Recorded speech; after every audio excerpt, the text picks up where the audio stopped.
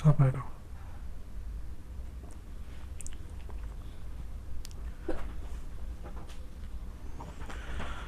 Hello friend, मैं Anil Shakya YouTube channel study thinking online class में आपका स्वागत करता हूं। जैसा कि दोस्तों इस समय मैं चला रहा हूं सिंप्लीफिकेशन, उसी सिंप्लीफिकेशन का नेक्स्ट वीडियो लेकर हम आपके सामने प्रेजेंट हुए, जिसमें आप देखेंगे कि ये जो वीडियो है वो वर्ड प्रॉब्लम से संबंधित है, यानी इसमें जो क्वेश्चन होंगे वो लिखित रूप में होंगे और आपको उन क्वेश्चनों को समझकर समीकरण यानी इक्वेशन आपको बनाना होगा, फिर इक्वेशन को सॉल्व करेंगे तब आपको आंसर मिलेगा।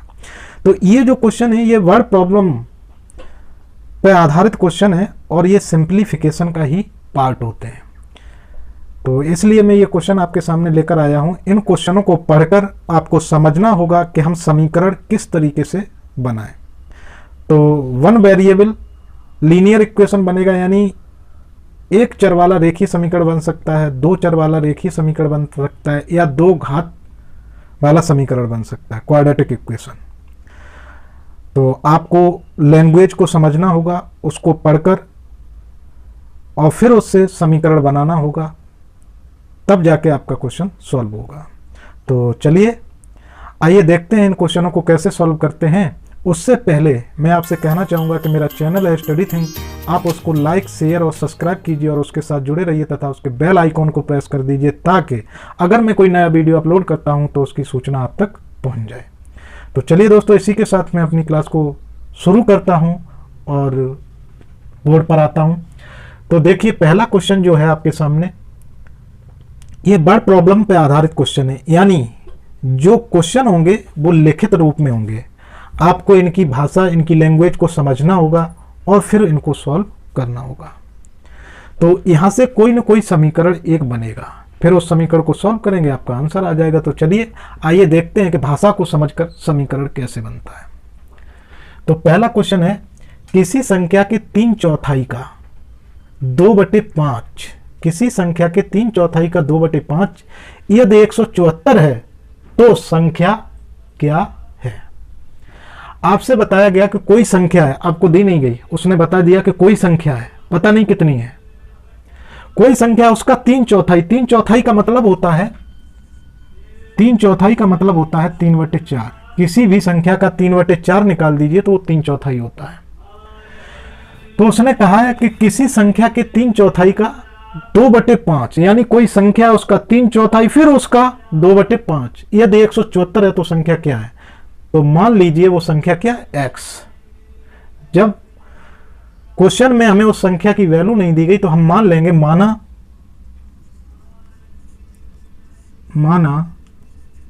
संख्या इक्वल टू x है। वो संख्या कितनी है, x।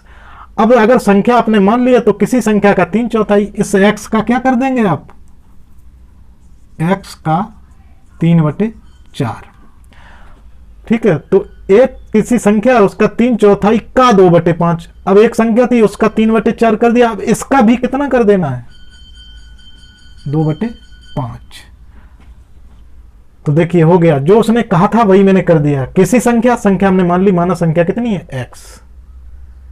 किसी संख्या का 3/4, तो जब संख्या हमको पता चल गई तो x का 3/4 का 2/5, तो यहाँ पे का 2/5 यदि 174 है, यानी ये सब अगर आप सॉल्व करेंगे तो क्या निकलेगा, 174 के बराबर होगा, यानी इजकल टू 174 ये होगा, इजकल टू 174। तो बस आपका समीकरण बन गया, आप इसको सॉल्व कर दीजिए। आप जानते का की जगह आपको क्या लगाना है, मल्टीप्लाई। जैसे ही का मल्टीप्लाई लगाएंगे फिर इसको सॉल्व कर दीजिए, तो ये आपका सॉल्व होके आ जाएगा x इंटू 3/4, जहां जहां का है वहां पे मल्टीप्लाई लगा दीजिए, गुणे 2/5 इजकल टू 174। तो ये आपका हो गया। अब आप यहां से देख लीजिए, अगर कुछ कट रहा हो तो काट दीजिए, नहीं तो आप मल्टीप्लाई कर दीजिए। मल्टीप्लाई करके देखिए 2 से 2 4 कट जाएगा, 2 दूनी 4। अब ऊपर कितना बचा, 3x बटे नीचे 10 हो जाएगा बराबर 174। 10 का मल्टीप्लाई, अब इसको आगे सॉल्व कर दीजिए, तो आप जानते हैं इसका क्रॉस मल्टीप्लाई कर दीजिए, तो ये हो जाएगा 3x बराबर अगर 10 का 174 में मल्टीप्लाई करेंगे तो ये हो जाएगा 1740, एक जीरो बढ़ जाएगी, ये हो गया। अब x की वैल्यू निकालनी है आपको, तो यहाँ x इसके साथ मल्टीप्लाई में उधर जाएगा तो भाग हो जाएगा। तो देखिए इधर देख लीजिए, तो अब x इजकल टू हो जाएगा 1740/3। यहाँ से आप x की वैल्यू निकालेंगे, 3 का भाग लग जाएगा तो ये हो जाएगा, 3 का भाग दे दीजिए इसमें, तो 3 पंजे 15, बचेंगी 2, 24 हो जाएंगी, 3 अट्ठे 24, 0 580। तो x इजकल टू आ गया आपका 580। तो अब आप अपना ऑप्शन देख लीजिए, तो ऑप्शन नंबर ए आपका सही है। तो दोस्तों क्वेश्चन में कुछ था नहीं, क्वेश्चन में कहा गया था किसी संख्या के 3/4 का 2/5 यदि 174 है तो संख्या क्या है। तो इसकी भाषा को समझना है, अगर आप इसकी भाषा को समझ लिए तो क्वेश्चन हो जाएगा, अगर नहीं समझ पाए तो ये क्वेश्चन नहीं लगेगा। क्वेश्चन में कुछ नहीं होता, बहुत इजी होते हैं। तो देखिए उसने हमसे कहा किसी संख्या का 3/4 का 2/5 यदि 174 है तो संख्या बताइए। तो हमने मान लिया कोई संख्या कितनी है, x है, तो x का 3/4 कर दिया, यानी हमने लिख दिया x इंटू 3/4 का मतलब 3/4, इसका भी 2/5 बराबर 174। तो 174 हो गया ये, बस ये देख रहे हैं आप, यहाँ पे इक्वेशन बन गया, समीकरण बन गया। इस समीकरण को सॉल्व किया, हमारा आंसर आ गया। तो चलिए अब अगला क्वेश्चन देखते हैं।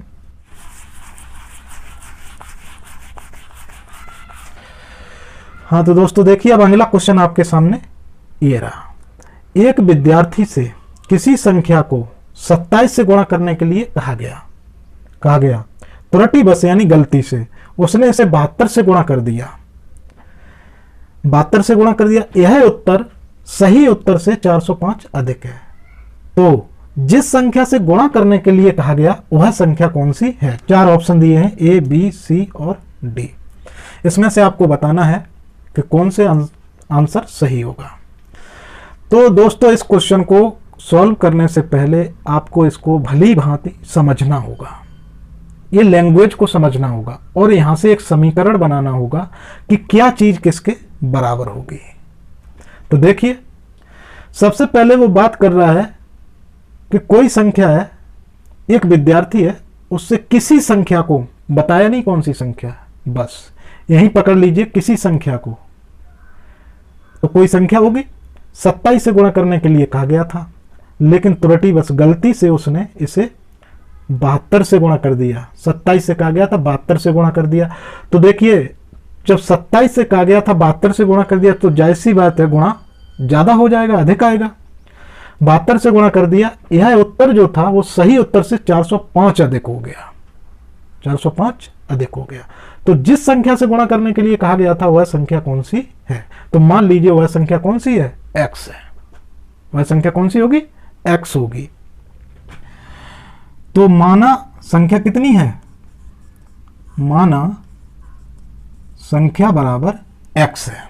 तो आपने मान लिया किसी संख्या से कहा गया था, वो संख्या कौन सी मान ली, x। कितना का गुणा करने के लिए कहा गया था, 27 से। तो आप 27 से गुणा कर दीजिए, तो ये कितना हो जाएगा, 27x। 27x हो गया। गुणा करने के लिए कहा गया था, अगर वो 27 से गुणा करता तो सही आंसर 27x होता, ये सही आंसर है। लेकिन त्रुटिवश उसने इसे कितने से गुणा कर दिया, 72 से। तो वो कितनी हो जाएगी फिर, 72 से अगर गुणा कर दिया तो 72x हो जाएगी। कितनी हो जाएगी, 72x, यानी 72x। तो ये जो उत्तर आया वो सही उत्तर से 405 अधिक है। कितना अधिक है ये, 405। इसका मतलब अगर जितने का गुणा करने के लिए कहा गया था वो 27x होगा, गलती से उसने 72 का कर दिया तो गुणा ये, और ये वाला जो गुणा है वो सही उत्तर से 405 अधिक है। यानी ये जो गुणा आएगा, ये जो मल्टीप्लीकेशन आंसर मिलेगा हमें, इस आंसर से ये वाला आंसर जो गलती से उसने किया वो 405 अधिक है। अगर 405 अधिक है तो देखिए यहां पर समीकरण क्या बनेगा, ये 405 अधिक है तो 72x में से अगर हम ये 27x ये वाला आंसर घटा दें तो बताइए कितना बचना चाहिए, 405 बचना चाहिए। क्योंकि उसने हमको बताया है कि कोई संख्या थी तो विद्यार्थी से कहा गया इस संख्या को 27 से गुणा करो, तो हमने 27 से गुणा कर दिया, 27 x आंसर आना चाहिए। ठीक है, लेकिन उसने त्रुटि बस यानी गलती से 72 से गुणा कर दिया, तो ये 72x आ गया। उसने कहा ये जो उत्तर आया जो उसने गुणा किया वो सही उत्तर से 405 अधिक है, तो इसका मतलब ये संख्या 405 अधिक है किससे, इससे। तो इसका मतलब इसमें से इसको घटाओगे कितना बचना चाहिए, बराबर 405। तो देखिए ये समीकरण बन गया। तो बस यही समीकरण बनाना आपको आना चाहिए भाषा को पकड़कर। तो देखिए एक विद्यार्थी किसी संख्या को 27 से गुणा करने के लिए कहा गया था, त्रुटि बस उसने 72 से गुणा कर दिया, यह उत्तर सही उत्तर से 405 अधिक है। तो जिस संख्या से गुणा करने के लिए कहा गया वह संख्या कौन सी है, तो मान लीजिए वो संख्या कौन सी है, x। गणित का ये रूल है, जो पूछा जाता है उसी को हम मान लेते हैं। क्या करना है आपको, कुछ भी नहीं करना है, समीकरण आपके सामने है, वन वेरिएबल इक्वेशन है, सॉल्व कर दीजिए। देखिए 72x में से अगर आप 27x घटाएंगे तो कितनी बचेंगी, 12 में से 7 जाएंगी 5, और यहाँ रह गई 6, 6 में से 2 घटाएंगे आप 4x। 72x में से अगर 27x घटा देंगे तो 45x हो आएगा, और ये हो जाएगा 405। x का मान निकाल दीजिए तो वही आपकी संख्या आ जाएगी, क्योंकि आप वो संख्या क्या मान के चले थे, x। तो इसी x का वैल्यू निकाल दीजिए। तो आप जानते हैं यहाँ ये x के साथ 45 मल्टीप्लाई में हमें वैल्यू निकालनी है x की, तो 45 को इधर ले जाना है, तो इसका इधर भाग दे देंगे, और ये हो जाएगा x बराबर 405/45। अगर आप इसको काटना चाहें तो देखिए डायरेक्ट आपको दिखाई दे रहा है, 5 से कट जाएगा तो 5 ने 45 और 5 अट्ठे 40, 5 एकम 5, 81/9, 9 से कट जाएगा, 9 एकम 9, 9 ने 81, तो x इक्वल टू 9। वो संख्या कितनी है, 9 है। तो आपका आंसर आ गया। ऑप्शन देख लीजिए ए बी सी, तो आपका आंसर सी सही है। तो बिल्कुल भी घबराने की जरूरत नहीं है। ठीक, सबसे पहले आपको लैंग्वेज को समझना होगा वो कह क्या रहा है। अगर आप इसकी लैंग्वेज को समझ लिए क्या कह रहा है वही कर दीजिए, और यहाँ से समीकरण बनेगा। समीकरणों को सॉल्व करना यानी इक्वेशन को सॉल्व करना आपको आना चाहिए। अगर आपको नहीं आता है तो आप हमारी प्लेलिस्ट में जाइए, वहाँ बेसिक कॉन्सेप्ट ऑफ मैथ होगा, और linear equation of 1 variable 2 variable होगा, क्वाड्रेटिक इक्वेशन होगा, सभी को सॉल्व करने का तरीका हमने बताया है। वहाँ जाके आप देख लीजिए, आपको ये सॉल्व करना आ जाएगा। तो बहुत ही आसान क्वेश्चन होते हैं ये, वर्ड प्रॉब्लम है, सरलीकरण का हिस्सा है। ठीक है, बड़े ध्यान से इसको लैंग्वेज को समझना सीख लीजिए, और लैंग्वेज को पढ़कर इक्वेशन बनाना सीख लीजिए, फिर बहुत ही आसान है। बहुत छोटे से क्वेश्चन होते हैं ये, सेकंड के कुछ ही हिस्से में सॉल्व होते हैं, लेकिन आपको लैंग्वेज पे कमांड करनी पड़ेगी और उसको सॉल्व करना सीखना पड़ेगा। तो चलिए दोस्तों, अब चलते हैं अगले क्वेश्चन की तरफ। तो दोस्तों नेक्स्ट क्वेश्चन है आपके सामने, सिंप्लीफिकेशन में ही वर्ड प्रॉब्लम का है। तो क्वेश्चन है आपके सामने, एक संख्या के 2/3 का 3/4 यदि 782 है तो इस संख्या के 1/4 का 3/5 क्या होगा। तो दोस्तों इन क्वेश्चनों को सॉल्व करने के लिए सबसे पहले आपको लैंग्वेज पे कमांड करनी होगी।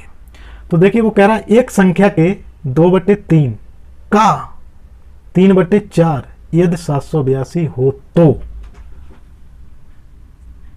इसके बाद इस संख्या के 1/4 का 3/5 क्या होगा। तो मान लीजिए वो संख्या कितनी है, x। माना संख्या बराबर x है। अब जो कह रहा है कहते जाइए, करते जाइए। एक संख्या के 2/3, तो संख्या कितनी मान लिया आपने, x, तो x का 2/3 का 3/4, फिर लिख दीजिए का 3/4 यदि 782 है। यानी ये सारा ऑपरेशन जब आप करेंगे इस संख्या के साथ तो ये किसके बराबर आएगा, 782 है, यानी 782 है।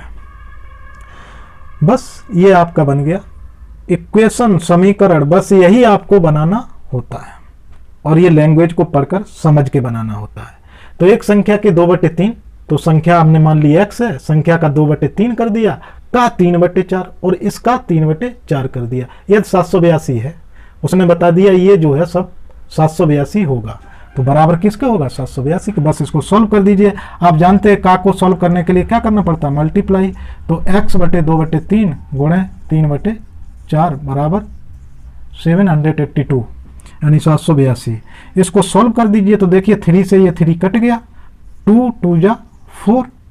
तो अब ऊपर देख लीजिए कितना बचा, x बचा, x अपॉन 2, नीचे कितना बचा 2, sorry 2, x upon 2 equal to 782। अब क्या करेंगे, जब इजकल टू बीच में दोनों तरफ भिन्नात्मक संख्या क्रॉस मल्टीप्लाई कर दीजिए तो ये आ जाएगा, एक का मल्टीप्लाई x में करेंगे तो x इजकल टू 2 का मल्टीप्लाई इसमें करेंगे तो 2 दूनी 4, 2 अट्ठे 16 की 6, यहाँ से ले 2 सत्ते 14 और 1 15, 1564। ये आपका x का मान निकल आया। यानी अब आपने पता कर लिया कि वो संख्या कितनी है जिसका इतना करने के बाद 782 आता, वो संख्या है 1564। लेकिन अभी इसके आंसर नहीं हुआ, अब आपको पता चल गया वो संख्या जिसका ये सब करने पर 782 आता, वो संख्या है 1564। अब आगे क्वेश्चन में क्या पूछ रहा है, इस संख्या के यानी ये जो संख्या x थी इसके 1/4 का 3/5 क्या होगा, तो निकाल दीजिए। अब जब संख्या आपके सामने आ गई तो 1564 का 1/4 और इसका भी 3/5 ये पूछ रहा है, तो निकाल दीजिए। 1564 गुणे 1/4 गुणे 3/5 सॉल्व कर दीजिए। 4 से कट जाएगा, 4 3 12,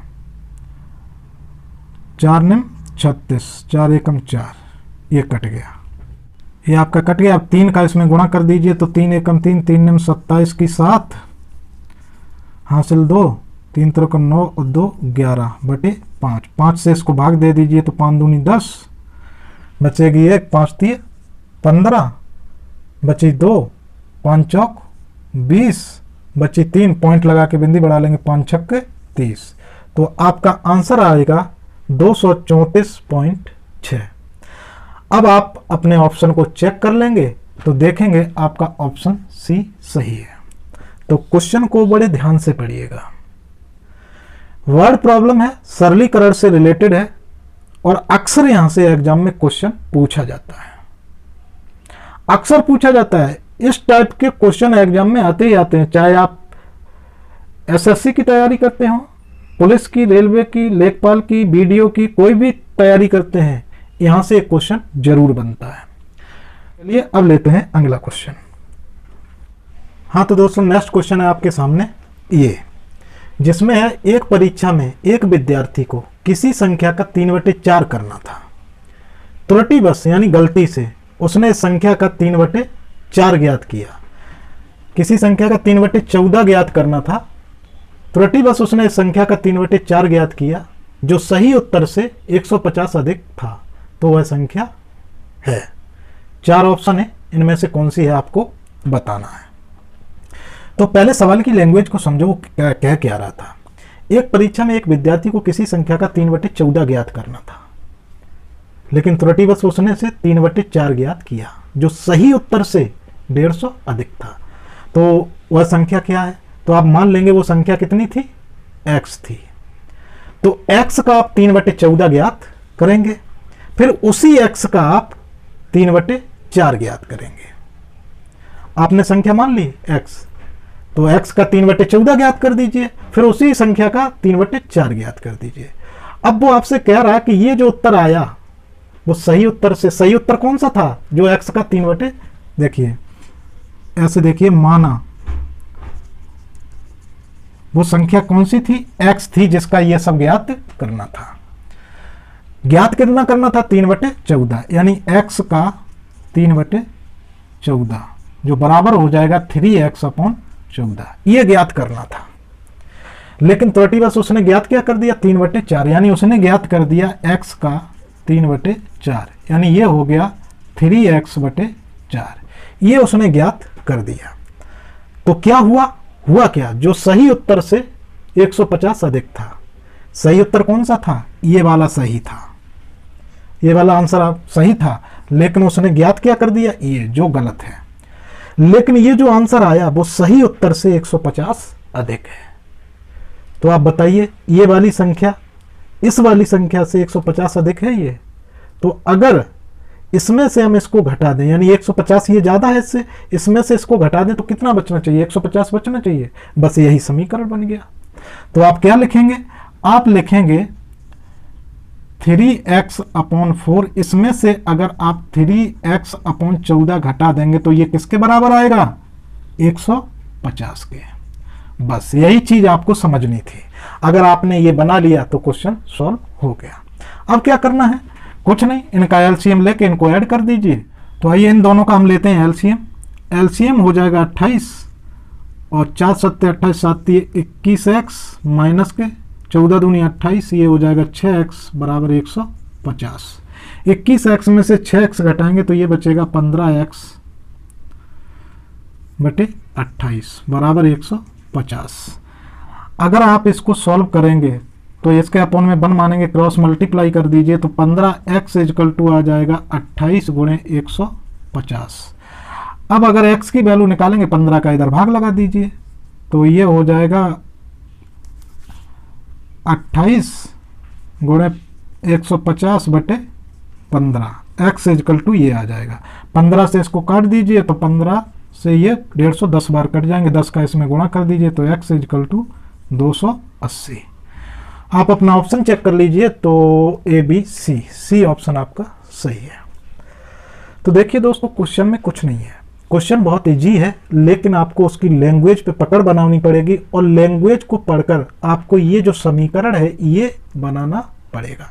समीकरण बनते ही क्वेश्चन बहुत आसान है, सेकंड के कुछ ही हिस्से में इस क्वेश्चन को सॉल्व किया जा सकता है। चलिए अब हम अगला क्वेश्चन लेते हैं। तो दोस्तों अगला क्वेश्चन है आपके सामने।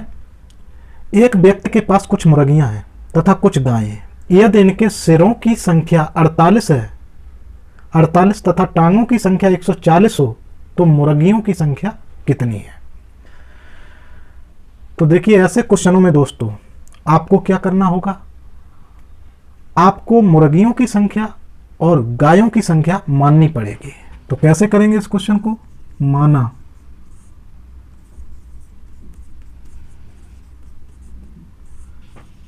मुर्गियों की संख्या बराबर x तथा गायें जो है वो कितनी है? 22 है। ये आपको मानना पड़ेगा। अगर इतना आपने मान लिया तो बस आपका क्वेश्चन सॉल्व हो जाएगा। देखिए उसने कहा एक व्यक्ति के पास कुछ मुर्गियां तथा कुछ गायें हैं, यानी मुर्गियां भी हैं और गायें भी हैं। यदि इनके सिरों की संख्या 48 है तो आप बताइए अगर x मुर्गियां हैं और 22 गायें हैं तो दोनों के मिला के सर इनके योग के बराबर होंगे कि नहीं? जितनी इनकी संख्या होगी उतने सर होंगे।